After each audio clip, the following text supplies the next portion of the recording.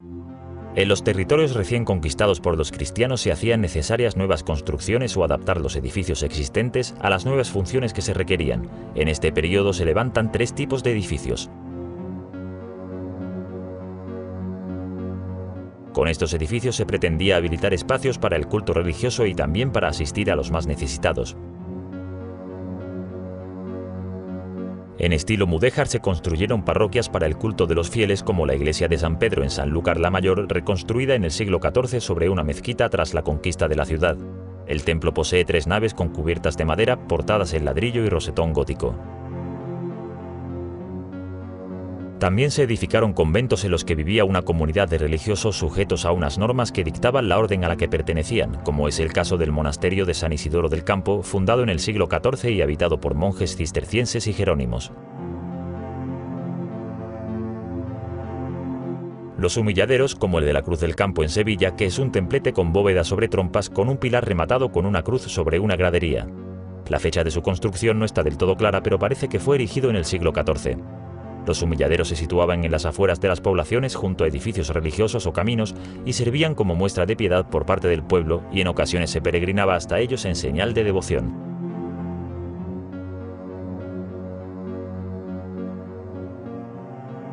Los hospitales, edificios con una finalidad asistencial y que poseían una estructura arquitectónica similar a un convento, como el actual de la Encarnación en Sevilla, que se fundó como Hospital de Santa Marta en el año 1385 por Fernán Martínez. Las ermitas, que poseían una estructura arquitectónica simple y se situaban en las afueras de las poblaciones.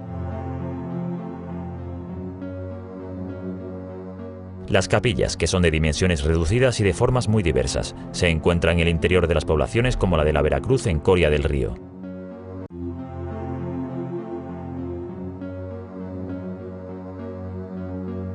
Estos edificios estaban diseñados para controlar el territorio y defender a la población de posibles ataques enemigos. Se levantaron castillos como el de la Luna en Mairena del Alcor, construido aprovechando una torre árabe preexistente tras la conquista cristiana. El castillo se levantó en 2 fases, la primera se inició a mediados del siglo XIV y la segunda en la siguiente centuria. Los castillos mudéjares corresponden a la banda morisca y a la banda gallega o portuguesa y estaban compuestos por una torre del homenaje y un recinto amurallado. Las torres almenaras, que poseen forma de prisma rectangular con 2 plantas y servían para complementar el sistema defensivo de los castillos. Esta torre, conocida como de los Herberos, está construida sobre una base de sillares y aparejo de ladrillos y sirvió para vigilar el tránsito de embarcaciones por el río Guadalquivir.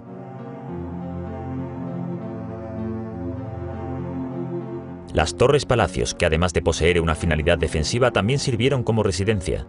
En la Algaba se conserva una de estas edificaciones conocida como la Torre de los Guzmanes, construida entre los años 1440 y 1446 en ladrillo, salvo la puerta y las ventanas que se realizaron en piedra.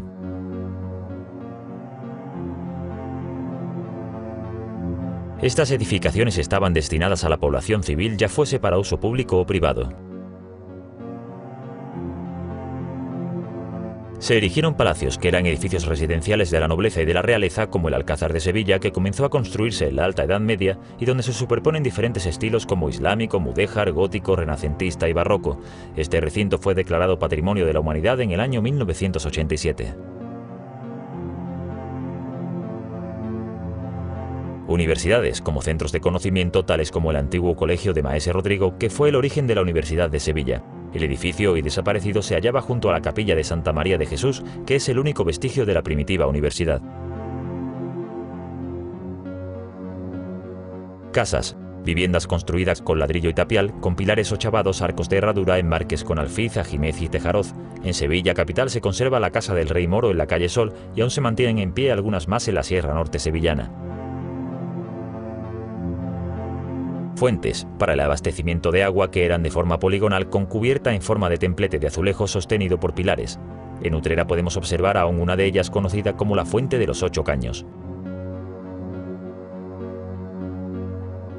Almonas, que eran almacenes o fábricas de jabón.